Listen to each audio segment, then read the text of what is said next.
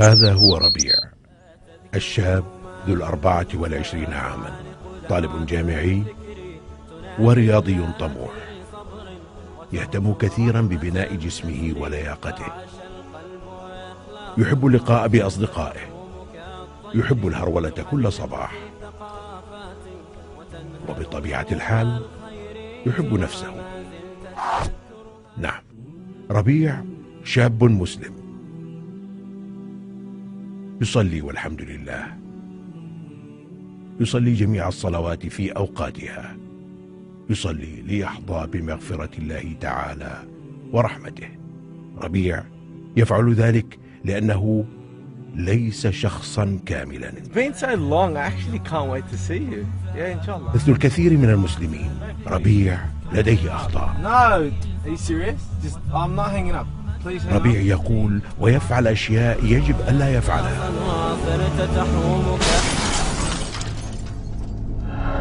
كل نفس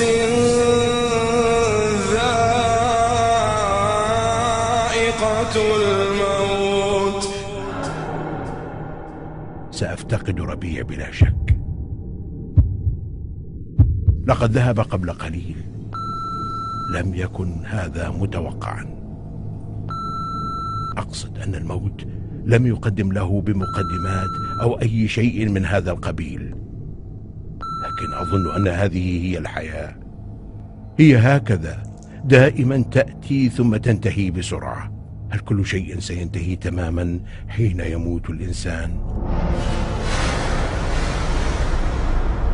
اليوم سنذهب برحلة إلى الدار الآخرة. يقال أنت تعيش حياة واحدة، وفي الحقيقة ليست هذه هي قضيتنا. كل شيء كنا نظنه انتهى لم ينتهي بعد. كل شيء فعله ربيع سيحدد مصيره في الآخرة. ربيع يعرف ذلك، ولكنه يتمنى أن لو استطاع أن يعود خطوات للوراء. ربيع يريد أن يغير بعض الأشياء.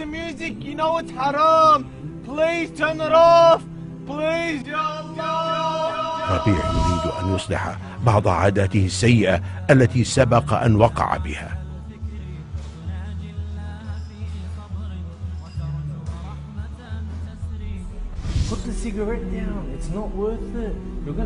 ربيع يعلم أنه سيحاسب حول ما فعل ببدنه.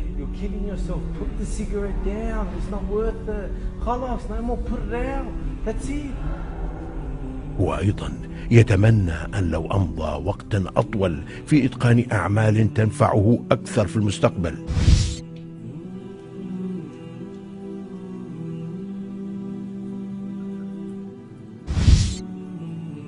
هو يتمنى أيضا لو أمضى وقتا أطول في الصلاة والدعاء.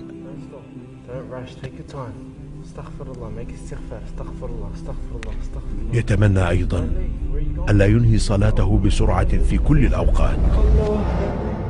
وبطبيعة الحال ربيع يتمنى لو كان أقوى في الانتصار على نزواته وشهواته. Please, just shut up! Babe, please, look, I'd honestly, say the last that! time you Don't looked worry about her amazing. I really parents! can't wait to see Don't you. meet No. up! You're gonna die! No. Stop being stupid! Don't let Satan get to Alright, you! look, your parents are gone. It's Just just shut up! me I and you. can't believe you're saying You that! don't know how much I care about you and I love you. Please, shut up! What do you mean marriage? I'd Don't say even that. worry about marriage. ربيع يتمنى أنه لم ينهي حياته مصرا على المعاصي. وعندما مات أدرك أنه سيقابل الله تعالى. كل المحادثات التي أجراها، كل السجائر التي تناولها، كل الصلوات التي استعجل بها، كل الأوقات التي صرفها في الاستماع للموسيقى، كلها ستكون مكشوفة.